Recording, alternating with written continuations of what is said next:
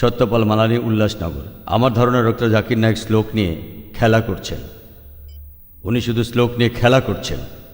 ইসলাম এই পৃথিবীর মানুষকে ভাগ করেছে দুই ভাগে, একটা হলো মুমিন, আরেকটা হলো কাফের। অবশ্যই আমরা ইসলাম ধর্মের এই কথাগুলো বিশ্বাস করি না, মানতেও পারি না। তাই ইসলাম ধর্ম যেভাবে আমাদের উপর সর্বজনীন ভ্রাতৃত্বকে চাপিয়ে দিচ্ছে, সেটা আসলে কখনোই সম্ভব না। ইসলাম মানুষের মধ্যে শুধু বিভেদ তৈরি করে। তাদের মধ্যেও আছে শিয়া, সুন্নি, এছাড়াও ইসলামে আরো 70টা গোত্র আছে। হ্যাঁ, আমি আমার প্রশ্ন করছি, সমস্যা ইসলাম এটা দিতে পারবে না। পৃথিবীতে একমাত্র হিন্দু ধর্মই আমাদের সর্বজনীন ভ্রাতৃত্ব উপহার দিতে পারবে। এক্কাম সত্তা বিপ্র বহুদা ভদান্তি, একটু আগে আপনি বললেন। ইসলাম এটা কোনোভাবেই মানে না। গরু হত্যা করছে, কাফির হত্যা করছে, তাদের সম্পত্তি কেড়ে নিচ্ছে, লুট, নারী নির্যাতন। ইসলামই বলে ভ্রাতৃত্ব, তাহলে কিভাবে আসবে? আপনার মুখে ভ্রাতৃত্বের কথা আসলে শুধু শ্লোক নিয়ে খেলা করা। আপনি আসলে হিন্দু ধর্ম বলতে গিয়ে ইসলাম ধর্ম বলে ফেলেছেন। ভাই, আপনি বেশ কিছু মন্তব্য করেছেন। আর ইসলাম বলে ইন্নাল্লাহ মা'আস সাবিরিন, নিশ্চয়ই আল্লাহ তাদের সঙ্গে আছেন যারা ধৈর্যশীল। ভ্রাতৃত্ব বজায় রাখতে গেলে আপনাকে ধৈর্যশীল হতে হবে। ধৈর্যশীল যদি আমরা না হই, তাহলে ভাইয়ের সাথে ভাইয়ের যুদ্ধ লেগে যাবে। ইসলাম বলছে সূরা আল বাকারার 153 নম্বর আয়াতে আছে, ইন্নাল্লাহ মা'আস সাবিরিন, নিশ্চয়ই আল্লাহ ধৈর্যশীলদের সঙ্গে আছেন। আর ভ্রাতৃত্ব বজায় রাখতে চাইলে ধৈর্যশীল হতে হবে। আর আমি এখানে উপস্থিত গুরুজনদের শ্রদ্ধা করি। তিনি হয়তো হিন্দু ধর্ম সম্পর্কে ভালো জানেন, তবে দুঃখিত যে আমি তার সঙ্গে একমত নই। ইসলাম সম্পর্কে তার জ্ঞান কিছুটা কম। আর ওনার সাথে আমি একমত যে ইসলাম ধর্মে মানুষকে দুই ভাগে ভাগ করা হয়। একটা হলো যারা বিশ্বাসী মুমিন, আরেক দল হলো কাফির, উনি যেভাবে বললেন। আর প্রত্যেক ধর্মেই দুই প্রকার মানুষ আছে, এমনকি হিন্দু ধর্মেও হিন্দু আর অহিন্দু। খ্রিস্টান ধর্মে খ্রিস্টান আর অখ্রিস্টান, ইহুদি ধর্মে ইহুদি আর নন ইহুদি, ইসলামে মুসলমান আর অমুসলমান। তাহলে ইসলাম আলাদা হলো কি করে? আর আমি এখানে হিন্দু ধর্মের সমালোচনা করব না, আমি সমালোচনা করব না। কিন্তু আজকের এই লেকচারে আমি হিন্দু ধর্ম নিয়ে কথা বলবো, কারণ আমি বিভিন্ন ধর্মের একজন ছাত্র হিসাবে আমি বেদ পড়েছি, আমি উপনিষদ পড়েছি। তবে এখানে ছোট্ট একটা মন্তব্য করি। হিন্দু ধর্মগ্রন্থ বেদে আছে যে এই মানুষ জাতি সৃষ্টি হয়েছে সর্বশক্তিমান ঈশ্বরের 4টে অংশ থেকে। তার মাথা থেকে এসেছে ব্রাহ্মণ, বুক থেকে এসেছে ক্ষত্রিয়, আর উরু থেকে বৈশ্যরা ব্যবসায়ী জাত, আর পা থেকে শূদ্ররা বর্ণপ্রথা। আমি এটা নিয়ে মন্তব্য করতে আসিনি, আমি এটা চাই না। আমি চাই না হিন্দু ভাইদের মনে আঘাত দিতে। ইসলাম ধর্ম এটার অনুমতি দেয় না। আমি এসব নিয়ে মন্তব্য করছি না, কোনো ধর্মের সমালোচনা করছি না, আমি কারো সমালোচনা করছি না। আমি কথা বলছি না যে কোনো ধর্ম ভুল। তবে আপনি যদি ভালোভাবে বেদ পড়ে থাকেন, আপনি এখানে সবাইকে বলতে পারেন বেদে কথা বলে কিনা যে স্রষ্টার মাথা থেকে ব্রাহ্মণ এসেছে, তার বুক থেকে ক্ষত্রিয়রা এসেছে, উরু থেকে এসেছে বৈশ্যরা ব্যবসায়ী জাত, বিদ্বান গোত্র, যোদ্ধা গোত্র, ব্যবসায়ী গোত্র, শূদ্র। শূদ্ররা হলো সবচেয়ে নিম্নবর্ণের। আর ডক্টর আম্বেদকর এটা নিয়ে বই লিখেছেন। আমি সব খুলে বলছি না। হিন্দু ধর্ম আমি ভালোভাবে পড়েছি। আমি হিন্দু ধর্মের অনেক কিছু শ্রদ্ধা করি, বেশ কিছুর ব্যাপারে একমত নয়, এটা আমাকে আপনি বলতে বাধ্য করলেন। পবিত্র কোরআনে সূরা আনামের 108 নম্বর আয়াতে আছে, তাহাদিগকে গালি দিও না আল্লাহকে ছাড়িয়ে তাহারা যাহাদিগকে ডাকে, কেননা অজ্ঞানতাবশত তাহারা গালি দিবে আল্লাহ সুবহানাহু ওয়া তাআলাকে। এখানে আমি হিন্দু ধর্মের ভালো দিকগুলো নিয়ে বলেছি। কথাটা হলো তারা এক ঈশ্বরের ধারণায় বিশ্বাস করে। আপনার প্রশ্নের ব্যাপারে বলি যে আপনি বলেছেন মুসলিমরা তারা মানুষ খুন করে, এছাড়াও তারা হত্যা করে। আপনি বললেন গরু, ঠিক আপনি কথা বলেছেন। এই সবগুলো অভিযোগের উত্তর দেওয়া দরকার, সময় এখানে কম, কয়েকটার উত্তর দিচ্ছি। অন্য কেউ প্রশ্ন করেন, আপনাদের সবার ভুল ধারণাগুলো আমি ভেঙে দেব, আমারও ভালো লাগবে। আর ভুল ধারণাগুলো ভাঙিয়ে দিলেই তারা ইসলামকে ভালোভাবে বুঝতে পারবে। এজন্য আমার লেকচারে সবসময় একটা প্রশ্নোত্তর পর্ব থাকে। আর আমরাও বলি, যখন কেউ সমালোচনা করে আমারও ভালো লাগে। যত বেশি সমালোচনা হবে তত বেশি বোঝাতে পারবো, তত ভালো করে ইসলামকে বুঝতে পারবেন। আমিও সেটাই করি। ইসলামও বলে সত্যকে ছড়িয়ে দিতে। হিকমার সাথে পবিত্র কোরআনে সূরা নেহালের 125 নম্বর আয়াতে আছে, উদু ইলা সাবিলি রাব্বিকা বিল হিকমা ওয়াল মাউযিতিল হাসনা ওয়াজাদিলুম বিল্লাতি। মানুষকে প্রতিপালকের পথে আহ্বান করো হিকমত আর সদুপদেশ দ্বারা।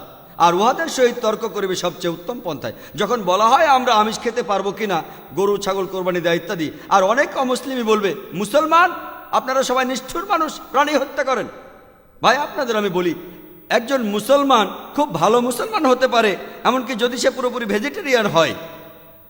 এটা বলা হয়নি যে আপনাকে অবশ্যই ভেজিটেরিয়ান হতে হবে ভালো মুসলিম হতে গেলে, কিন্তু পবিত্র কোরআনে অনেকবারই বলা হয়েছে যখন তুমি মাংস খেতে পারো তখন মাংস খাবে না কেন। পবিত্র কোরআনে সূরা মাইদার 1 নম্বর আয়াতে উল্লেখ আছে, বলা হয়েছে যে ইয়া আইয়ুহাল্লাযিনা আমানু, হে মুমিনগণ তোমাদের অঙ্গীকার পূর্ণ করিবে, আর তোমাদের জন্য কিছু চতুষ্পদ প্রাণীকে হালাল করা হইয়াছে আর কিছু প্রাণী হারাম।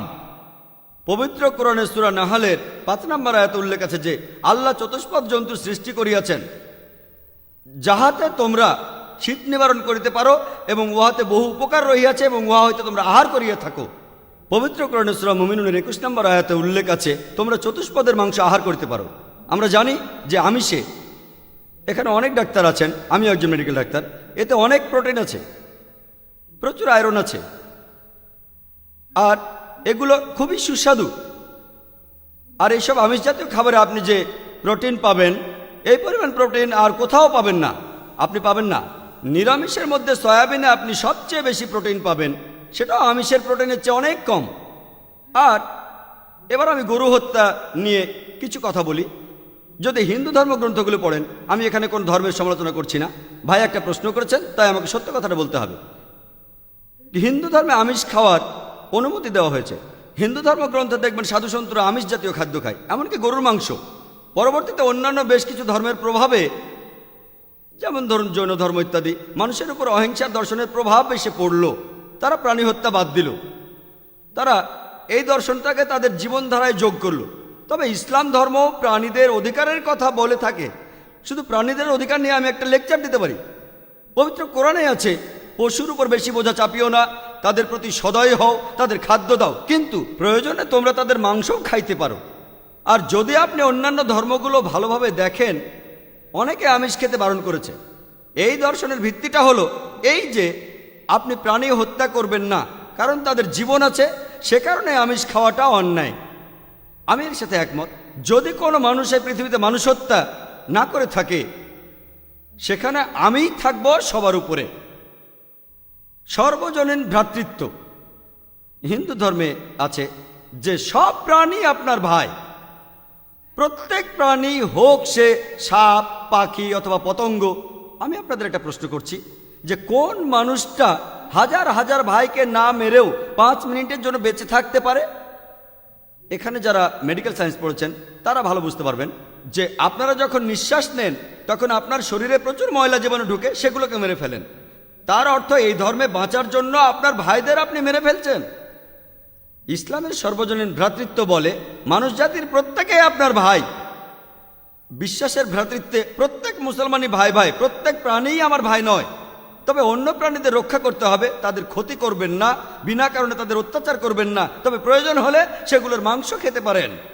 তাই যে দর্শন বলে আমিষ খাবার খাওয়া অন্যায়, কারণ এখানে আপনি প্রাণী হত্যা করছেন, বিজ্ঞান প্রমাণ করেছে, এমনকি গাছপালারও জীবন আছে, আপনারা জানেন। তাই এ কথা এখানে খাটছে না যে প্রাণী হত্যা করা অন্যায়। তাই এখন তারা যুক্তিটা পাল্টে বলল যে আচ্ছা গাছেরও জীবন আছে, তবে তারা ব্যথা অনুভব করে না, তাই গাছ হত্যার চেয়ে প্রাণী হত্যা অনেক বড় অপরাধ। আর আজকের দিনে বিজ্ঞান উন্নত হয়েছে, আমরা জানি গাছও ব্যথা অনুভব করে, এমনকি গাছও কাঁদতে পারে, গাছেরও ভালো লাগতে পারে। তাই গাছ ব্যথা অনুভব করে না, এটা টিকলো না। এখানে ব্যাপারটা হলো যে গাছের কান্না মানুষ শুনতে পায় না, কারণ মানুষ কানে যে শব্দ শোনে সেটা সীমা 20 সাইকেল পার সেকেন্ড থেকে 20,000 সাইকেল পার সেকেন্ড।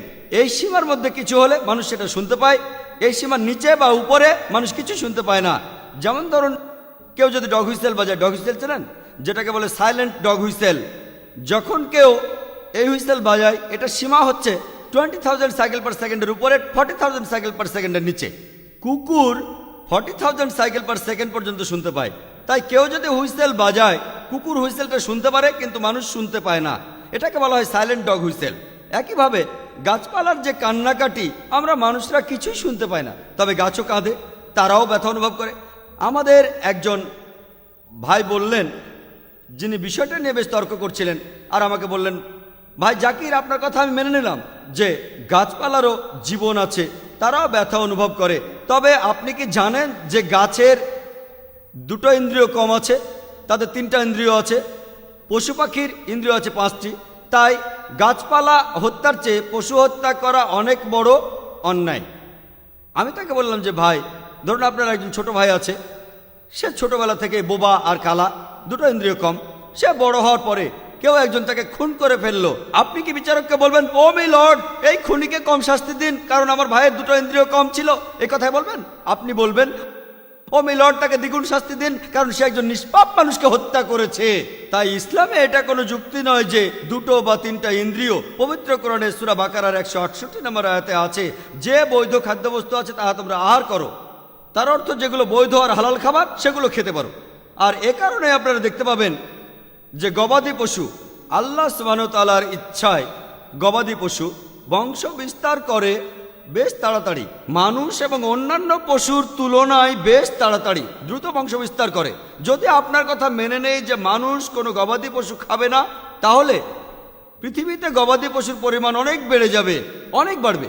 আর বললেন গরু হত্যা করা, এ নিয়ে বই লিখেছেন মৌলানা আব্দুল করিম পারেক। গো হত্যা, গরু কোরবানি কে জন্য দায়ী? যদি ভালোভাবে দেখেন, যারা চামড়া নিয়ে ব্যবসা করে, গরুর চামড়া, মুসলিম অমুসলিম উভয়ই আছে, চামড়া, গরুর চামড়া, তারা এটা করে। তাই এটা থেকে যারা উপকার পাচ্ছে এই গোহত্যা থেকে, তাদের মধ্যে মুসলিমদের চেয়ে অমুসলিমরাই বেশি।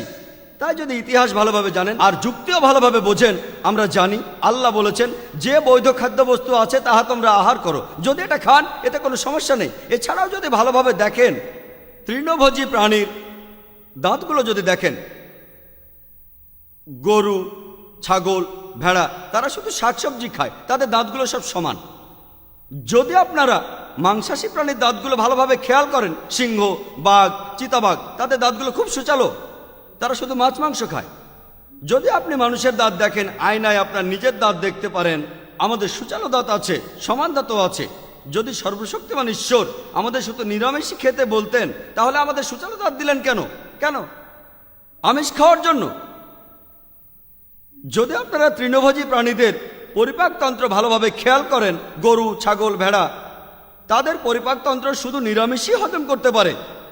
মাংসাশী প্রাণীগুলোর পরিপাকতন্ত্র, বাঘ, সিংহ, চিতাবাঘ, তারা শুধুমাত্র আমিষ হজম করতে পারে। আর আমাদের মানুষের পরিপাকতন্ত্র আমিষ নিরামিষ দুটোই হজম করতে পারে। যদি সর্বশক্তিমান ঈশ্বর আমাদের শুধু নিরামিষই খেতে বলতেন, তাহলে কেন এমন পরিপাকতন্ত্র দিলেন যেটা আমিষ নিরামিষ দুটোই হজম করতে পারে? তাই বিজ্ঞান নিয়ে যদি পরীক্ষা করেন, সৃষ্টিকর্তা আমাদের আমিষ নিরামিষ দুটোই খাওয়ার অনুমতি দিয়েছেন। আশা করি উত্তরটা পেয়েছেন।